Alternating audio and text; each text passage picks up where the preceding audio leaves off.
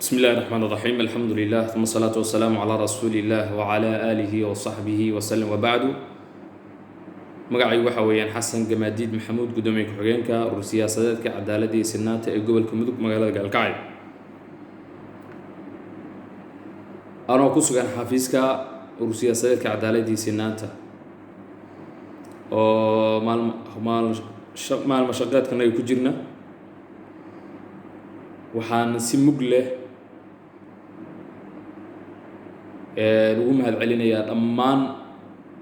howlwadeennada kala duwan oo guddoomiyaheenu ugu horeeyo guddoomiye maxamuud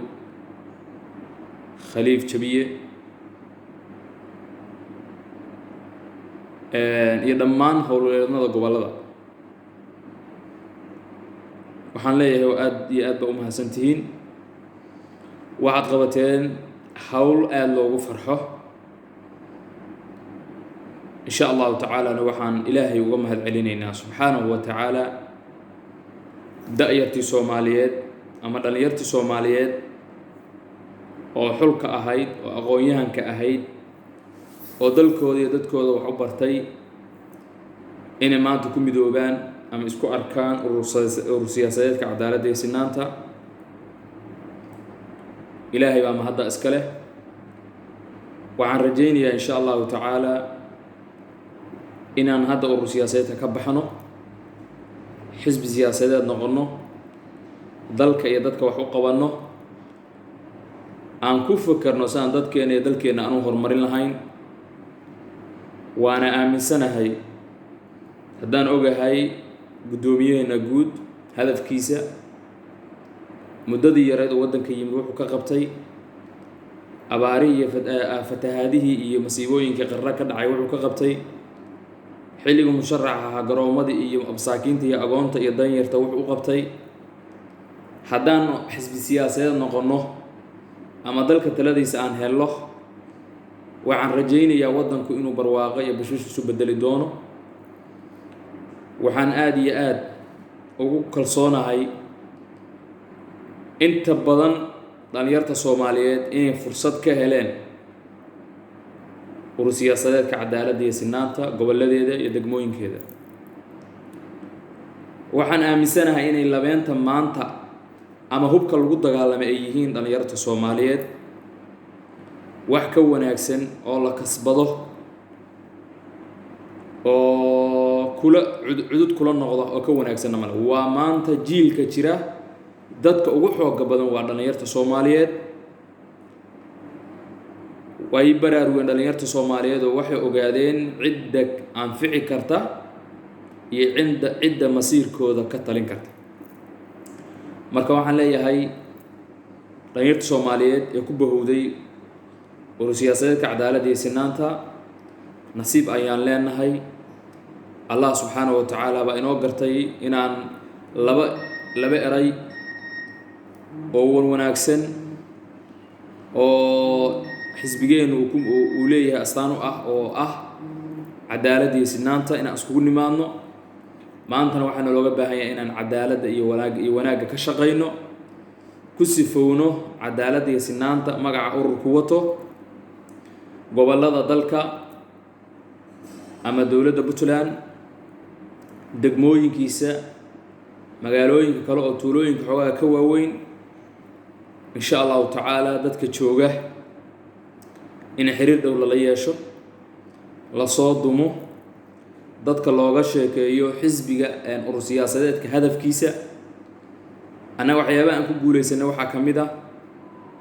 حزبك أنو قدومية محمود هقامين أيو لكن ذاتك انت بدن شبيه ويغانان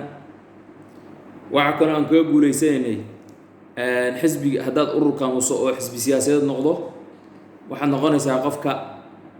ka taliya masiirkiisa ama gobolka uu joogo ama degmadiisa ama golaha dhexe oo madaxweyne iyo ku xigeen iyo nidaamkaas waxaan noqonaysaa qofka caruurtiisu waxbarasho bilaash hesho waxaan noqonaysaa inay helaan caafimaad ay helaan waxay noqonaysaa inay biyo bilaash helaan waxay noqonaysaa silaca dawladnimo maanta loo qabo in laga bixi doono dawladnimo jacayl loo gudbi doono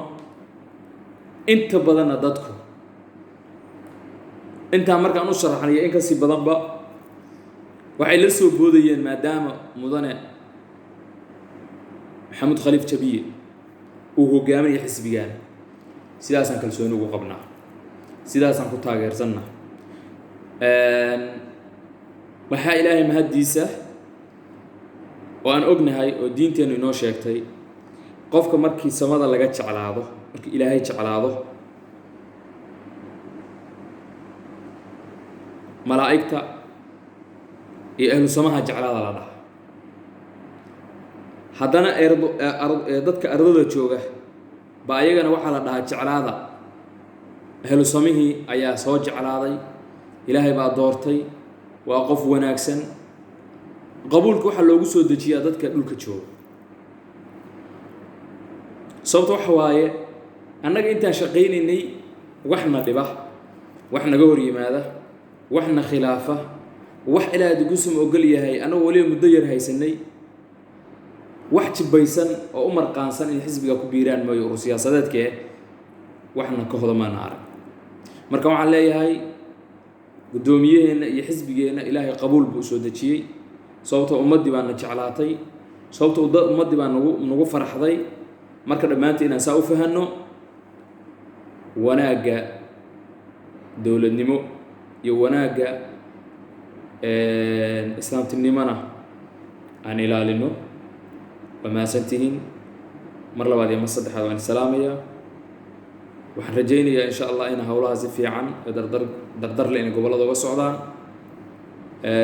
diiwaangelintii iyo dadkii xaafis baridii iyo intaba aan kulliyan wadno mar labaad iyo mar saddexaad waxaan leeyahay dhammaantiin walaalaha aan ku midownay urur siyaasadeedka cadaaladda iyo sinaanta. Assalaamu calaykum waraxmatullaahi wabarakaatu.